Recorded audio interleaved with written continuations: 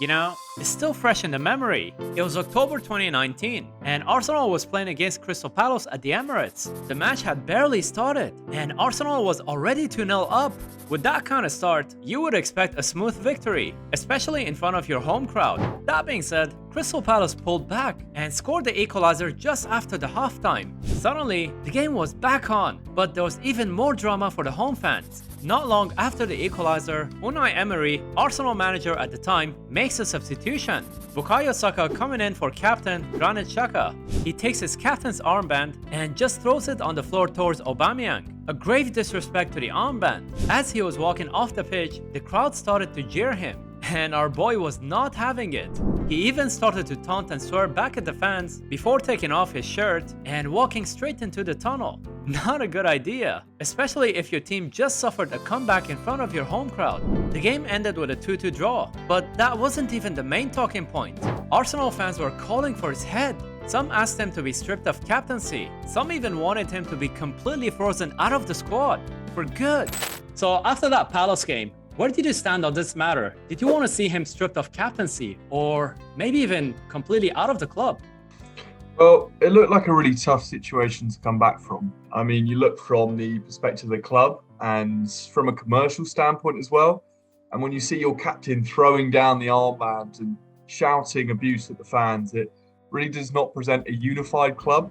So I think from a lot of Arsenal fans' perspective, he seemed part of the old guard. He was one of Wenger's remaining signings. I mean, if you saw one of your players throw down the captain's armband, I think any fan would be enraged and wanted to get out the club. I mean, the captain is the one who's supposed to unify the club, really. So, I think a big portion of the Arsenal fans wanted to see him gone.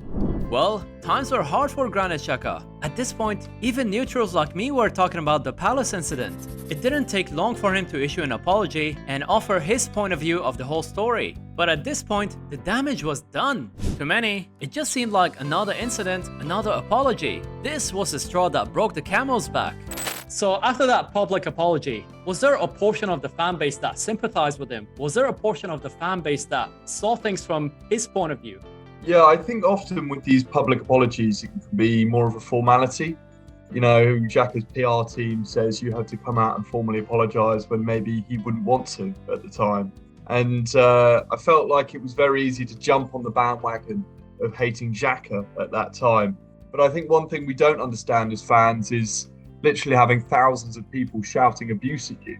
Everyone has a tipping point, and it's got to be a very pressurised environment.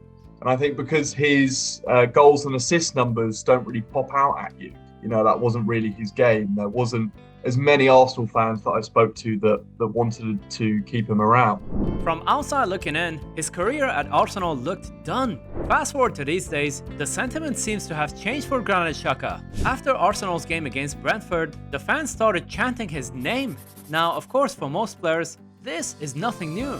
In fact, it's pretty normal to have your name chanted by your fan base. But when it comes to the relationship between a player and a fan base, Granit Xhaka is no ordinary case. After all, it's been an eventful few years at Arsenal, full of good games, but also massive car crashes. In this video, I'm gonna talk to football journalist and Arsenal fan Archie Veale, and we're gonna talk about the fall and rebuild of Granit Xhaka. But the question is, how did a player destined to leave Arsenal ended up not only staying at the club, but be an important cog of this Arsenal machine? Well, to get to the bottom of it, we gotta go back. Way back to summer 2021, when Granit Xhaka was about to leave Arsenal to Roma. It's summer 2021, and Granit Xhaka is coming home after an amazing Euro 2020 tournament with Switzerland. A Granit Xhaka with a bleach blonde hair was an unusual sight at the Euros, but I guess that wasn't the only headline about our boy at the time.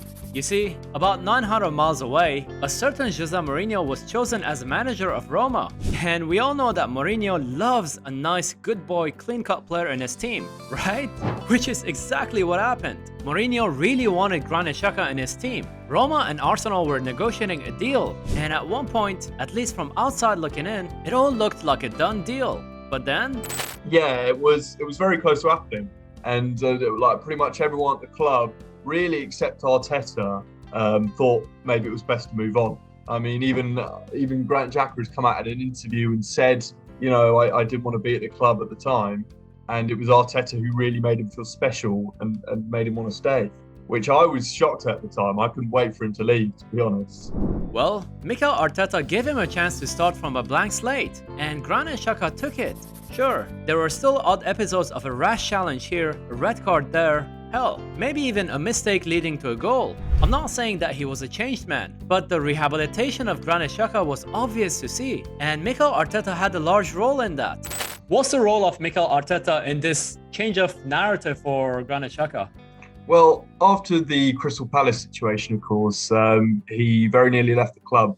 I mean, it was Mourinho's Roma that was right at the front of the queue that wanted to take him, and there was a bit of discrepancy over around 3 to 4 million from what Roma wanted to pay and what Arsenal were willing to take. And everyone at the club, including Xhaka, thought it was possibly best to move on. I mean, Xhaka came out in an interview and said, basically, I didn't want to be at the club at the time. But when Arteta joined, he alone made it a priority for the player to stay at the club. And when he was appointed as manager, he really emphasised that there is a clean slate for all the players, and all the players have a sort of turn over a new leaf and have a chance to make an impression at the club. So I believe it was Arteta was crucial, he said, in making him stay at the club, which maybe Arteta saw something that the fans didn't, which is most likely, and saw some of his inequalities and thought he could thrive in the team. Indeed, Arteta backed his player to show up, but it wasn't just down to motivation. Tactical changes were made to enhance his game as well. You see, in the past, Granit Xhaka used to sit in front of the defense, but now, with Thomas Partey in that role, he's been allowed to move further up on the pitch on the left side. I found an interesting heat map from Granit Xhaka's position, from the 2017-18 season all the way to the present day, and there's a definite trend to the higher left side of the pitch as the years went on. So, what is the importance of Granit Xhaka to this Mikel Arteta team? I think not only with his leadership qualities, players look for Xhaka really as a mainstay in this team. Apparently, sources around the club say that he is the captain in all but name. So he's a big leader at the club. You often see this season after we've scored a goal, for example, Tottenham, he gets all the players together and has a mini team talk right after every goal we score, which is astonishing. I've never seen that before.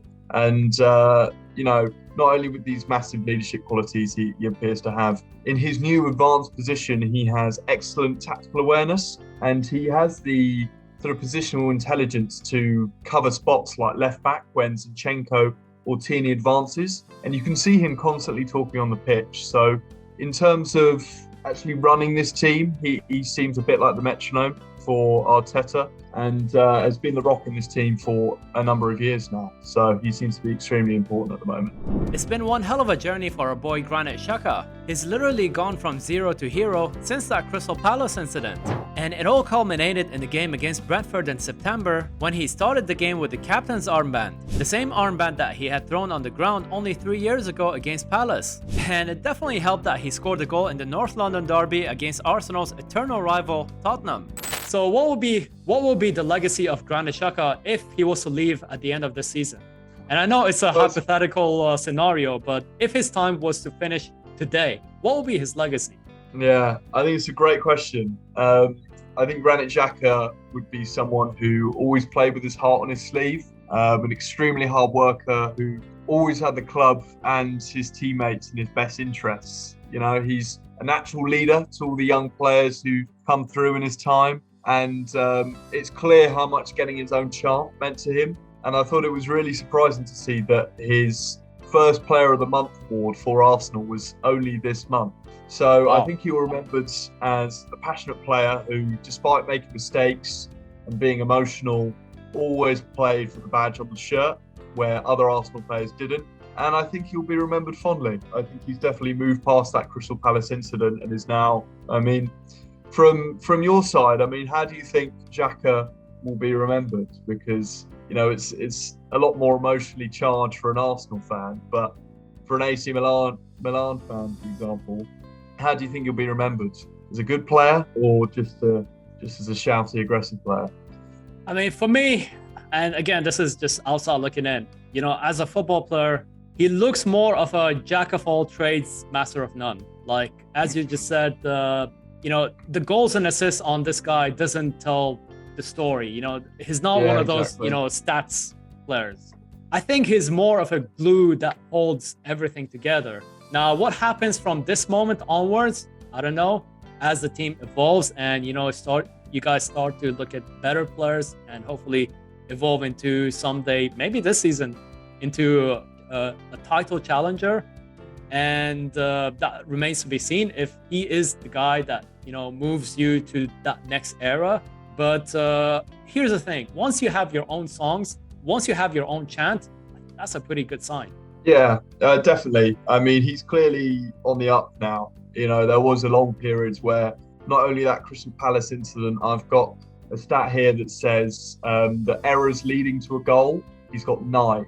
So 9 of his errors have resulted in goals. So he certainly had a very tough time, I think. And this positional change he seems to have had is working wonders for him. And long may it continue. I gotta be honest, I really didn't think that we would still see Xhaka at Arsenal today. By the way, you know what I'm afraid of? That by the time this video comes out, that he's gonna do something rash, something stupid. And all this time and effort gone on this video would have been useless. In all seriousness, I'm genuinely impressed by his turnaround, and I'm curious what lies ahead for Granit Xhaka and for Arsenal. Would he be part of the club's next evolution as Arsenal shifts their ambition to hopefully bigger and better goals? Only time will tell, but I really don't think we've seen the last act of Granit Xhaka's story, whether good or bad.